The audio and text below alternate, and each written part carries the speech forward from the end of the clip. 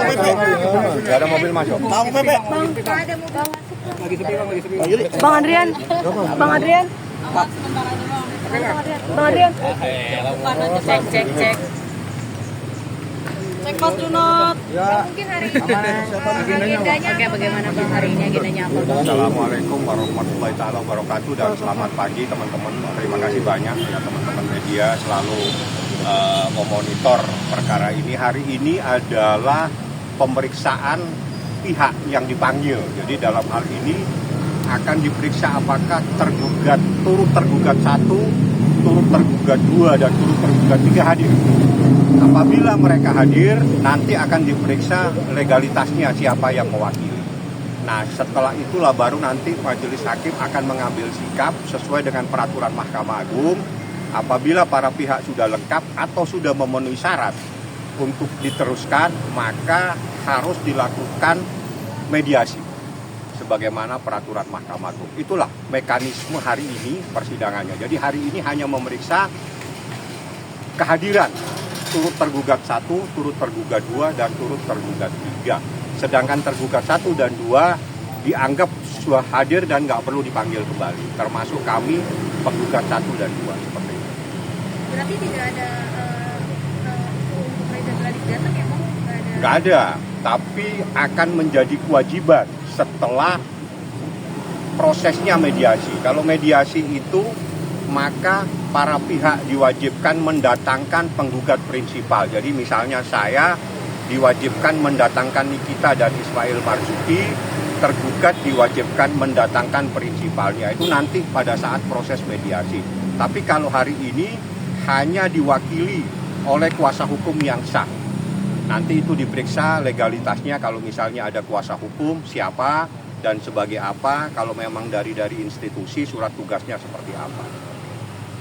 Bang, ini kan Kak Niki sendiri kan menggugat 100M Bang. Apa itu tidak terlalu besar Bang untuk permintaan? Kecil. Untuk Nikita Mirzani terlalu kecil dengan proses yang dialami sama dia. Jadi dalam proses hukum jangan dilihat nilainya, tapi inti sarinya adalah adanya sebuah perbuatan, kesepakatan secara lisan, di mana kesepakatan tersebut tiba-tiba dibatalkan. Itulah yang menjadi intisari. Jadi dalam proses hukum kita jangan melihat nilai dari persoalan itu, karena itu nanti hakim yang akan memutuskan. Tapi yang terpenting adalah intisari persoalan ini adanya perbuatan wan prestasi yang diduga dilakukan oleh tergugat 1 dan tergugat 2. Jadi paham ya. Jadi wan prestasi itu berawal adanya sebuah kesepakatan. Kesepakatan itu bisa lisan, bisa tertulis. Itu seperti apa nanti saya akan sampaikan di pengadilan. Gak ada mobil masuk. Bang, ada mobil masuk. Lagi sepi bang, lagi sepi. Bang Adrian. Bang Adrian. Bang Adrian. Cek. Cek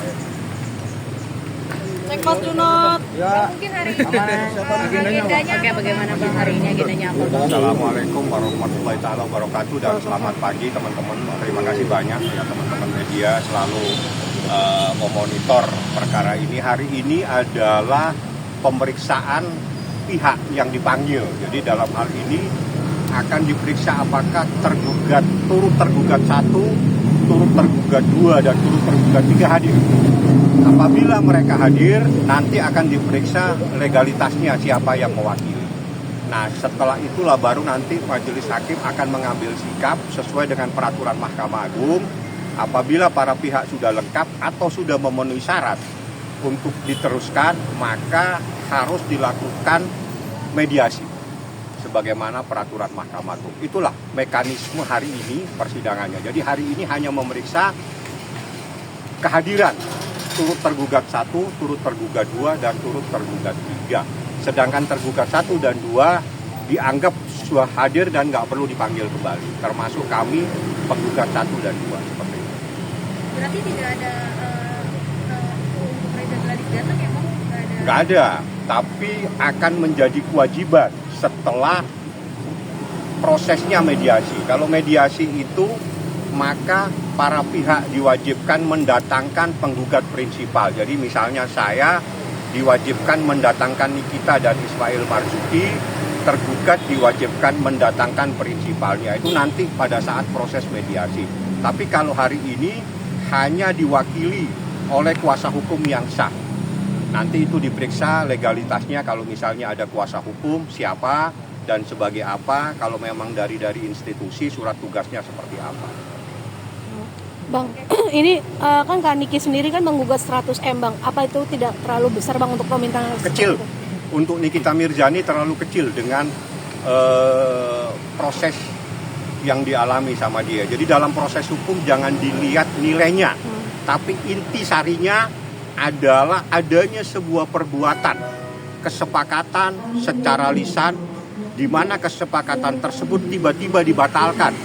Itulah yang menjadi intisari. Jadi dalam proses hukum kita jangan melihat nilai dari persoalan itu, karena itu nanti hakim yang akan memutuskan. Tapi yang terpenting adalah intisari persoalan ini adanya perbuatan wan prestasi yang diduga dilakukan oleh tergugat 1 dan tergugat 2. Jadi paham ya. Jadi wan prestasi itu berawal adanya sebuah kesepakatan. Kesepakatan itu bisa lisan, bisa tertulis. Itu seperti apa nanti saya akan sampaikan di pengadilan. Perhitungannya seperti apa sih Bang? Mungkin apa aja kerugiannya hingga Anda akhirnya... kenal Nikita Mirzani? Betul. Ya sudah, saya pikir saya tidak perlu jelaskan karena Anda lebih kenal dibanding saya. Oke. Bang, izin soal update Polda Metro itu di Pondok Bambu, kondisinya seperti apa Bang? Saya pengacara hari ini ke Pengadilan Negeri Jakarta Selatan. Update-nya hari ini sidang di Pengadilan Negeri Jakarta Selatan, gugatan wan prestasi. Itu paling terupdate. Kalau update lagi nanti kalau saya sudah di Pondok Bambu, sampai di sana Anda saya telepon. Saya beritahu, ini update yang paling terkini adalah sidang di Pengadilan Negeri Jakarta Selatan.